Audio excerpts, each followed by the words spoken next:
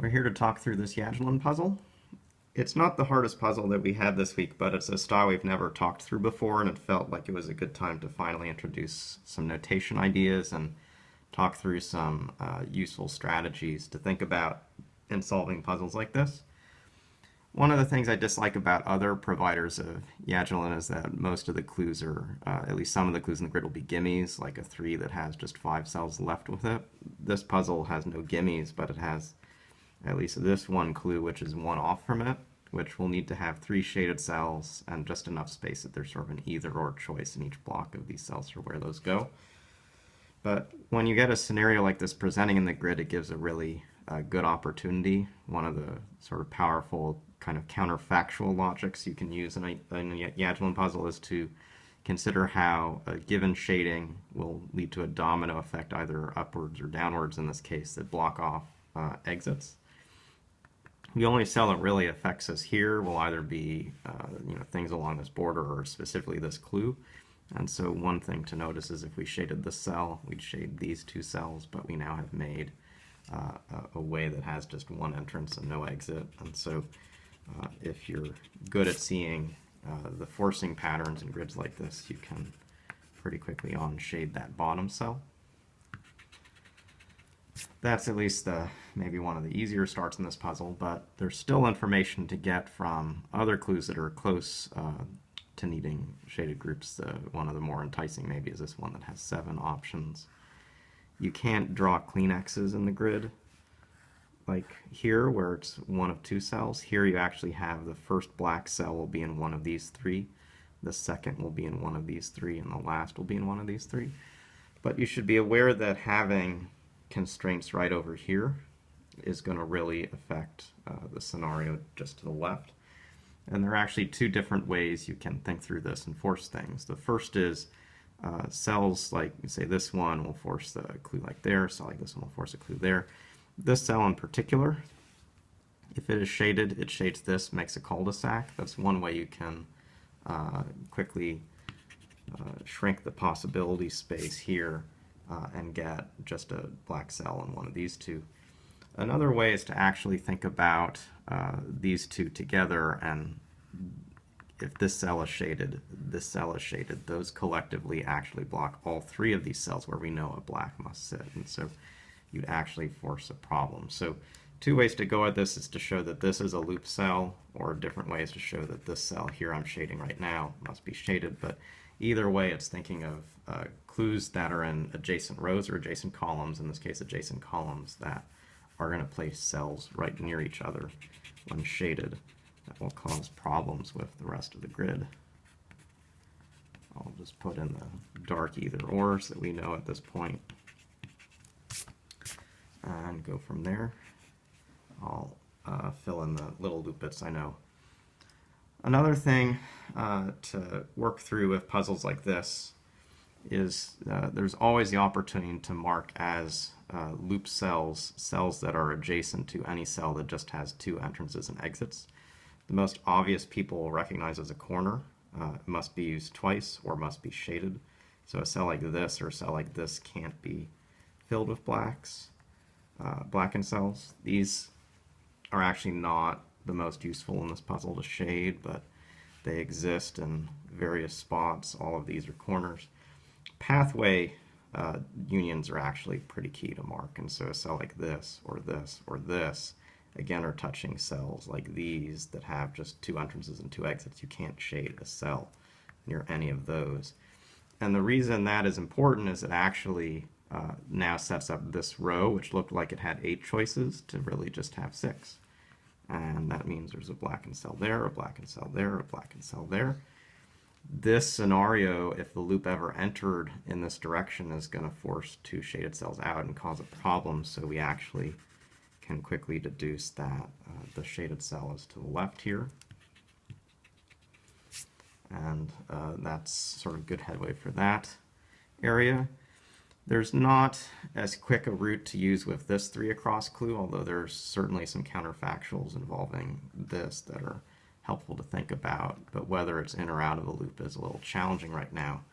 What's a little easier to think about is this 3 to the left clue, which needs to use black cells along an edge. And generally, edge shadings are pretty challenging. For instance, you can't shade more than one of these. You can't shade more than one of these. And it's because along an edge, you always need to have a gap of at least 2 cells. If I shade a cell on an edge, I need to get a loop in, get a loop to the side, and then if this is cell 1, 2, 3, cell 4 is where the next shading can happen. So what that means is often you'll end up shading exterior cells, exact corners, and something in the middle. So a 3 across clue here almost always means this cell and this cell are shaded, but let's go through sort of why logically that ends up being the case in this grid. We have that at most one of these cells is shaded.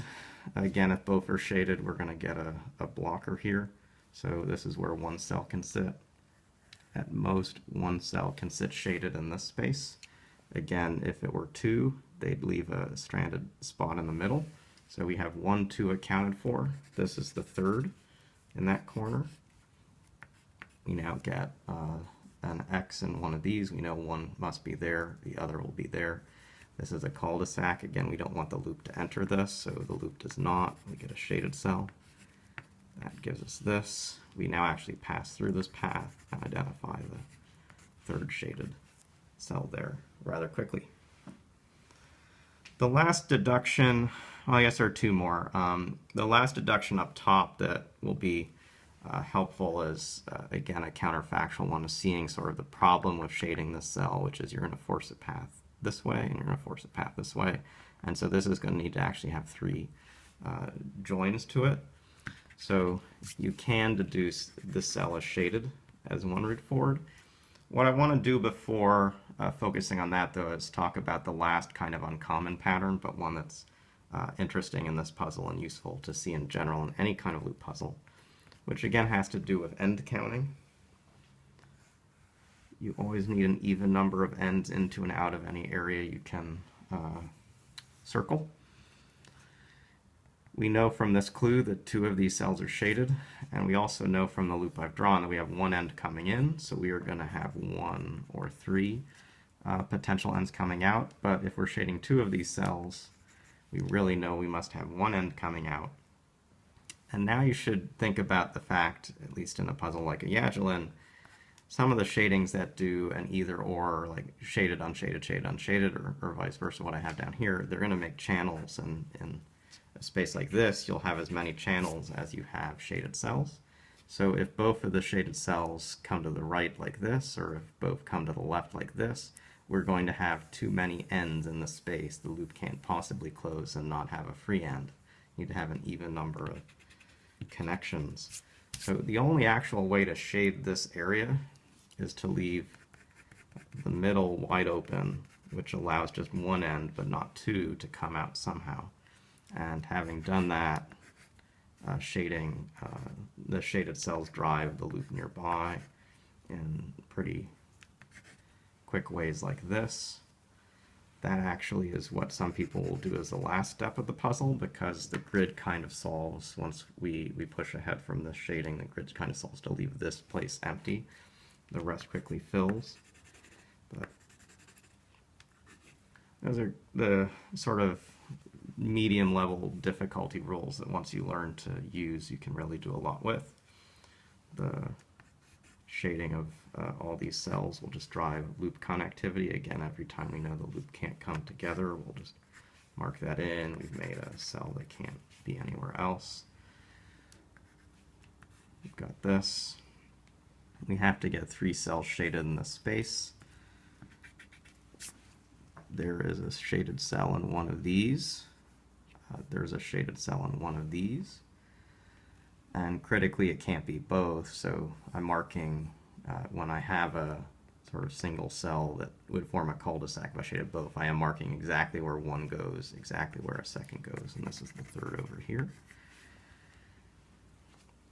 We want to get an even number of ends into this space. There are 3 right now, so this must be the 4th. It's the only way into that box. That actually directs the 2 remaining black cells for this clue. That quickly gets us here. We've now forced by connectivity with the shaded cell, that shaded path right there. There are a few ways to finish this out, but one is just to see we can't close this loop directly, so we need to come like this. We've not spent that clue. That shades this last cell, the only one left for it.